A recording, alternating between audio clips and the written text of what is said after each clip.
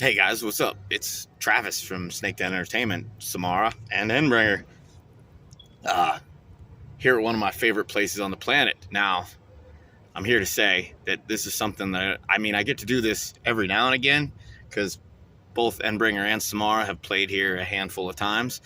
Uh, but I never get to film it and share it with the rest of the world. And being as I've had a really, really rough week this week, I figure what better way to clear my head than being one of my favorite places on earth. That's right, we're talking about preserving underground in New Kensington, PA.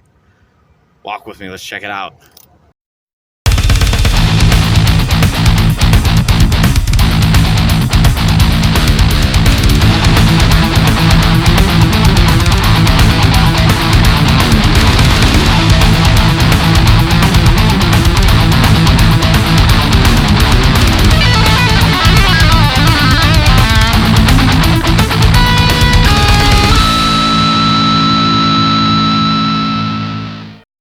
I'm trying something new here. We're narrating this from the pit. So, welcome to the pit. That's preserving underground. That's the outside.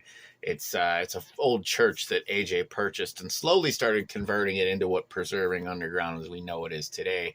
Uh, he used to rent it out as a social hall. It's actually still labeled as the New Ken Social Hall, so that'll get you there.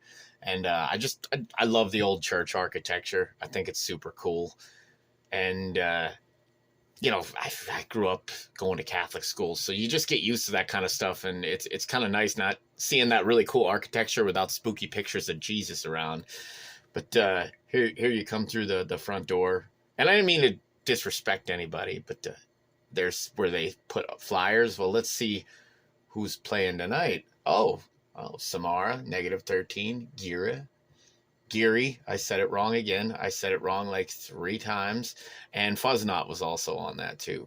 That's, as you guys well know, I'm in Samara. But anyway, back to what I was saying earlier. I didn't mean to disrespect anybody, but some of those pictures of Jesus dying, kind of spooky. Anyway, when you first go up the stairs to the record shop itself, you get to see AJ is hung on all kinds of cool stuff. And there's the light that brings you in. And this was new. This was the first time I seen this, where Drusky Entertainment does a lot of booking out of AJ's place, and you can actually order tickets for shows, and that is the layout. Look at that.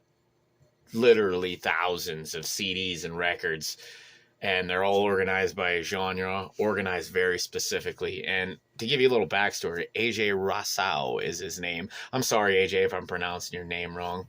I always stop at the punk rock section right here, look for Black Flag CDs that are never there because nobody's getting rid of Black Flag CDs once they buy them. This room is wall-to-wall t-shirts. Amazing. And who's that handsome guy in the mirror? Yeah, we don't... This is probably going to be the biggest video I've ever made because you don't get to see my face. But in this room, outside of all the t-shirts, it's where the obscure genres are, like pop, country, dance music. I can't remember what that is, and I'm having a hard time seeing it right now because everything's real small. But that is Agnostic Front autographed. They played Preserving once, I believe. And it says, "Don't steal. Jesus and Stigma are watching." Remember what I said about the spooky pictures of Jesus? Well, him and Vinny Stigma from Agnostic Front are watching you in that back room. Don't be a creep. That is Peter Chris Kiss action figure. And like t-shirts, wall to wall. Like thousands of t-shirts. Anything from Diamond David Lee Roth, Cannibal Corpse, and everything in between. I believe there was some Prince and a Garth Brooks one. I don't know. I just think the whole vibe, the whole atmosphere of this place. And like I said, AJ, I'm sorry if I mispronounced your name, but he's not only the proprietor of this place, he's the singer of a hardcore punk band called Face Wreck. They just recently did a tour of Japan. Not recently, earlier in the year. I'm jealous. I'm also jealous of that ringworm flag and a lot of the artwork that he has hanging on the wall, because I'm going to say it 1,000 times, the vibe of this place is just super awesome. I said in the intro to the video, it's one of my favorite places on earth. That's when AJ first opened. He had a newspaper article made about him, and why not hang that up, because that's rad. Walk around to see, once again, more really cool artwork, and Michael Myers and Ernest P. Worrell. Yeah, that is who leads you into the bargain room. We do know what you mean, Vern. The bargain room also more records, more CDs, and tons of 80s hair band posters, which really cool, really cool. Because I don't know, anybody that pays attention to the show or anybody that listens to me talk, I love all kinds of music. So the fact that there are 80s hair posters in a quote unquote hardcore place is pretty badass in my opinion. But you walk outside and look in the hardcore section and oh, there's an ATM. Keep in mind, preserving is cash only. Cash only. I got ahead of myself, but I did look in the hardcore section, and wow, it's almost like I knew that Blood Simple record was there. I love Blood Simple. Them two records that they released, awesome. Red Harvest is the one that gets, I don't think it gets as much love, but I love it. That's not the one that I picked up, of course, so don't judge me. Anyway, there's underground metal. Like I say, I keep saying like I said, like I'm on a repeater, but AJ has everything organized by genre, and it's cool. Did you see that movie Magic that I just threw in there? Yeah, transition time, kids.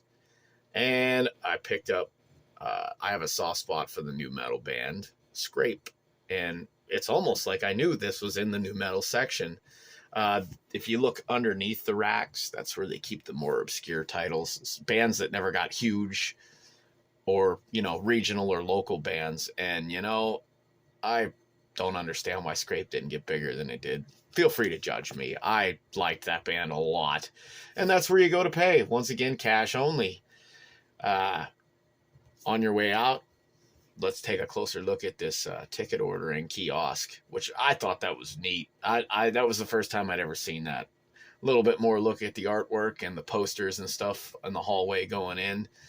And then we're going to take a look. This is what I think is really cool. The staff left the sanctuary sign up, and that is the main hall. That's where the big bands come to play. And I just think it's awesome that it's labeled sanctuary, because, you know, that's where a lot of people will find their peace in there.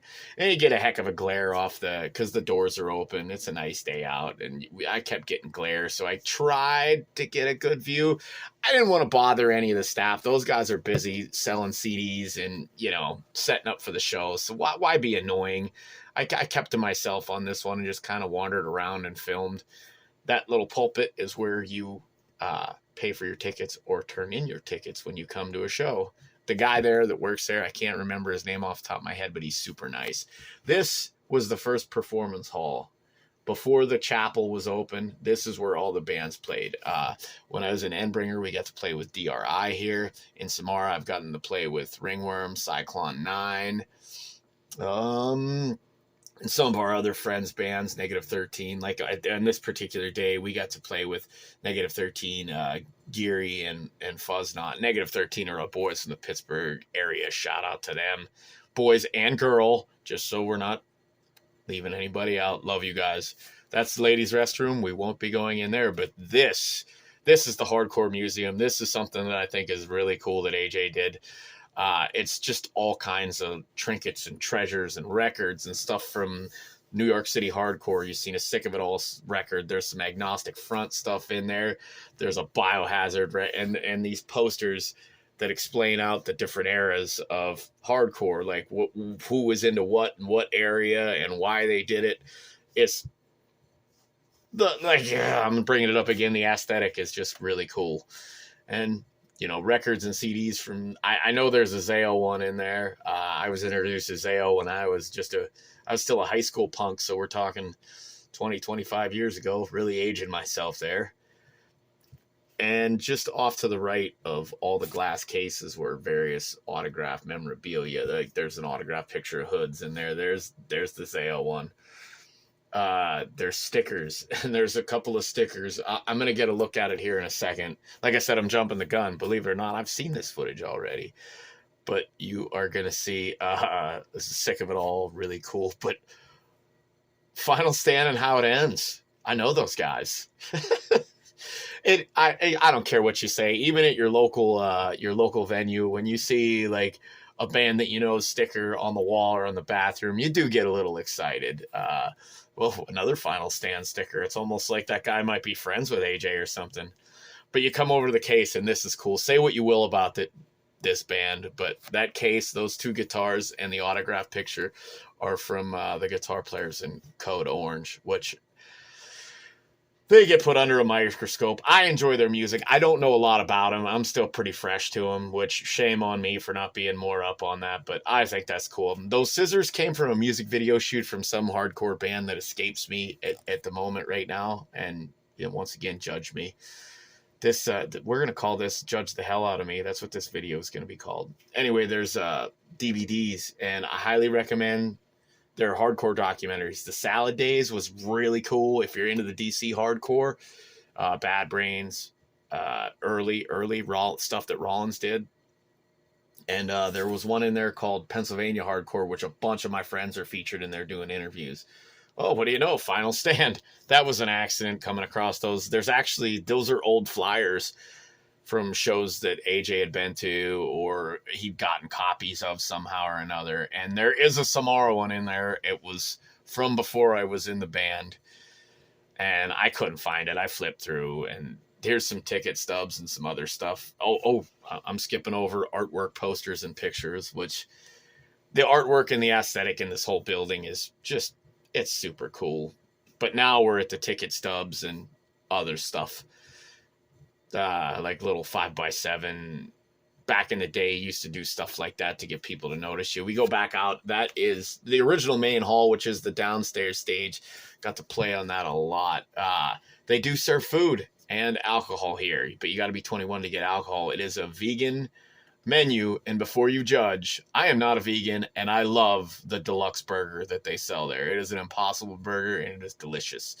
Anyway, shooting past the stage, that off to the left, we're going to look in right now. This is the DIY room. A lot of the underground bands, the Pittsburgh bands that really haven't like, it goes on ticket sales. If you've sold X amount of tickets, hi Ryan, that's the guitar player from Samara, Ryan. If you sold X amount of tickets, you play in there. But if you sold more, you get to move out.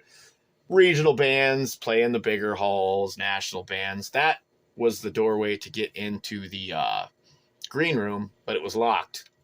But you can't hold me down. Here's the merch setup where all the bands set up merch, whether you're in the DIY room or the other room. Oh, well, look at these fellas. Well, that's a fine looking merch table. And I'm sure Brian is complaining about having to do Doug's job. That is Brian, the bass player from Samara. And who is that handsome fella? Like, thought you were going to get away with a whole show without seeing me again. You're wrong. Thanks, Brian, for setting up the merch table. But you walk across and you can get into the green room this way. This is how the bands get to the stage. And it's really nice.